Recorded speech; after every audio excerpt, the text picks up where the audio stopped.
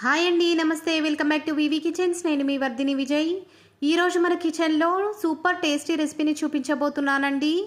అది మరేంటో కాదు, అందరికీ నచ్చే గోంగూర మటన్ అండి. ఈ గోంగూర మటన్ని చాలా తక్కువ టైంలో నిమిషాలలో కుక్కర్లో ఈజీగా ఎలా ప్రిపేర్ చేయాలో వీడియోలో చూపించబోతున్నానండి. ఈ గోంగూర మటన్ని ఒక్కసారి కనుక రుచి చూసారంటే ప్రతిసారి ఈ గోంగూరను తీసుకొచ్చినప్పుడల్లా మటన్తో కలిపి ప్రిపేర్ చేసుకొని తినేస్తారండి. అంత టేస్టీగా ఈ గోంగూర మటన్ అనేది ఉంటుంది. ఈ గోంగూర మటన్ అన్ని రకాల రోటీస్తో కానీ, చపాతీస్తో లేదా అన్నంతో తిన్నా కూడా సూపర్గా ఉంటుంది. పుల్ల పుల్లగా, కారం కారంగా ఎంతో టేస్టీగా ఉంటుంది. పులుపుని ఇష్టపడే వాళ్ళు ఎవరైనా కూడా గోంగూరను ఇష్టపడకుండా ఉండరు. అలాంటి గోంగూరతో ప్రిపేర్ చేసే మటన్ కర్రీ కూడా చాలా టేస్టీగా ఉంటుంది.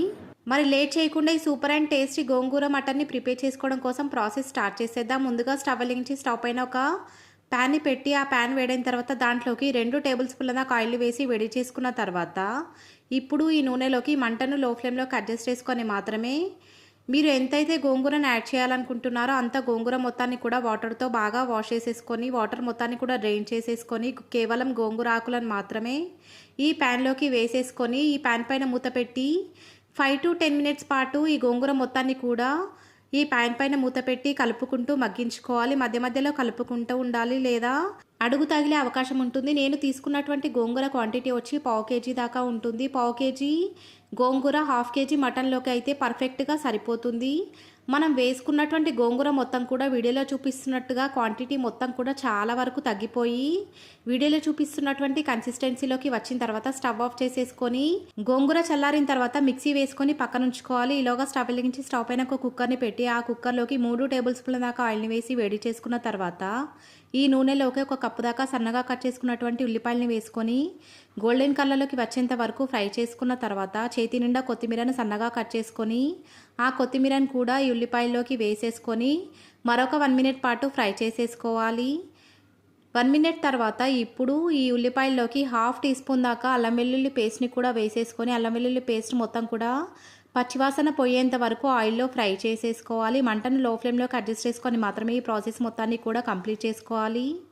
2 మినిట్స్ తర్వాత ఈ ఉల్లిపాయల్లోకి కొంచెం పసుపును కూడా వేసేసుకొని పసుపు మొత్తాన్ని ఉల్లిపాయలతో పాటు కలిసేలాగా కలుపుకున్న తర్వాత మరొక నిమిషం పాటు ఆయిల్లో వీటన్నిటిని బాగా ఫ్రై చేసుకున్న తర్వాత ఇప్పుడు ఈ కుక్కర్లోకి 1/2 kg దాకా వాటర్తో బాగా వాష్ చేసుకున్నటువంటి మటన్ని వేసేసుకొని మటన్కి ఈ ఉల్లిపాయలు ఇంకా మిగిలిన ఇంగ్రీడియంట్స్ అన్నీ కూడా బాగా కలిసిపోయేలాగా కలుపుకున్న తర్వాత మంటను లో టు మీడియం ఫ్లేమ్లోకి అడ్జస్ట్ చేసుకొని 5 మినిట్స్ పాటు ఫ్రై చేసుకున్న తర్వాత రుచికి తగినంత ఉప్పు మొత్తాన్ని కూడా వేసేసుకొని మనం వేసుకున్నటువంటి ఉప్పు మొత్తాన్ని ఈ మటన్తో పాటు కలిసేలాగా మరొకసారి అడుగు నుంచి బాగా కలిపేసుకొని కుక్కర్ పైన మూత పెట్టి 5 to 10 మినిట్స్ పాటు మంటను లో టు మీడియం ఫ్లేమ్లోకి అడ్జస్ట్ చేసుకొని ఈ మటన్లో ఉన్న వాటర్ మొత్తం కూడా బయటకు వచ్చి ఆ వాటర్ మొత్తం కూడా డ్రైన్ అయిపోయి ఆయిల్ పైకి తేలి వచ్చేంత వరకు కూడా ఈ మటన్ని మధ్య మధ్యలో కలుపుకుంటూ ఆయిల్లో బాగా ఫ్రై చేసుకుంటూ ఉండాలి.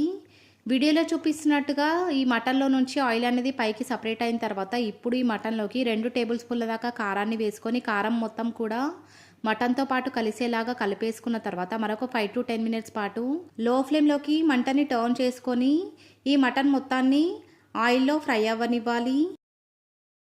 10 మినిట్స్ తర్వాత కనుక చెక్ చేసినట్లయితే మటన్ నుంచి ఆయిల్ అనేది సపరేట్ అవ్వడం స్టార్ట్ అయిందండి. ఇలా ఆయిల్ అనేది సపరేట్ అవుతున్నటువంటి టైంలో ఈ మటన్ మొత్తాన్ని మరొకసారి అడుగు నుంచి కలుపుకున్న తర్వాత బాగా పండినటువంటి 2 టమాటోలను సన్నగా కట్ చేసుకొని ఆ టమాటో పీసెస్ మొత్తాన్ని కూడా ఈ కుక్కర్లోకి వేసేసుకొని మటన్తో పాటు కలిసేలాగా కలుపుకున్న తర్వాత మరొక 5 మినిట్స్ పాటు ఈ టమాటో ముక్కలు మొత్తాన్ని కూడా మటన్తో పాటు కలిపి ఉడికించుకోవాలి. టమాటోలో ఉన్న రసం మొత్తం కూడా బయటకు వచ్చి ఈ మటన్తో ఉడికిందంటే ఈ మటన్ టేస్ట్ సూపర్గా ప్రిపేర్ అవుతుంది. అలాగే టమాటోలు కూడా బాగా మగ్గుతాయి. ఇలా ఒక్కొక్క ఇంగ్రీడియంట్ని యాడ్ చేసుకొని ఆయిల్ సపరేట్ అయ్యేంత వరకు వాటిని ఉడికించుకోవడం వల్ల మటన్ టేస్ట్ సూపర్గా ప్రిపేర్ అవుతుంది.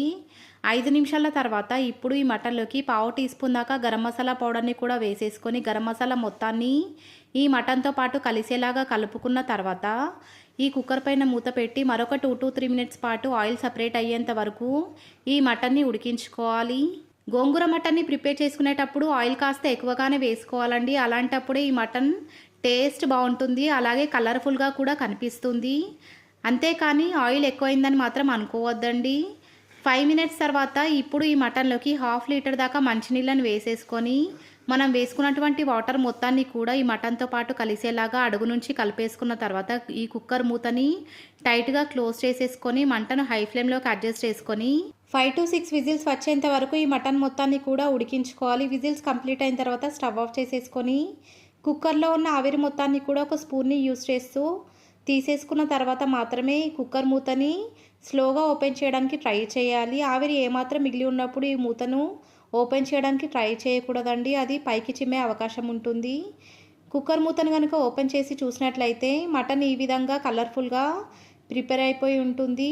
ఈ మటన్లో కాస్త సూప్ ఎక్కువగానే ఉండాలండి. అలాంటప్పుడే మనం గోంగూరను వేసి ఉడికించినప్పుడు ఈ మటన్ గ్రేవీ అనేది పర్ఫెక్ట్గా ప్రిపేర్ అయిపోతుంది. మటన్ ఉడికిందో లేదో ఒకసారి చెక్ చేసుకోవాలి. నాకైతే ఈ మటన్ నాకు కావాల్సినట్టుగా చాలా బాగా ఉడికిందండి. ఇప్పుడు ఈ మటన్లోకి ఇందాక మనం మిక్సీ వేసి పక్కన ఉంచుకున్నటువంటి గోంగూర పేస్ట్ మొత్తాన్ని కూడా వేసేసుకోవాలి.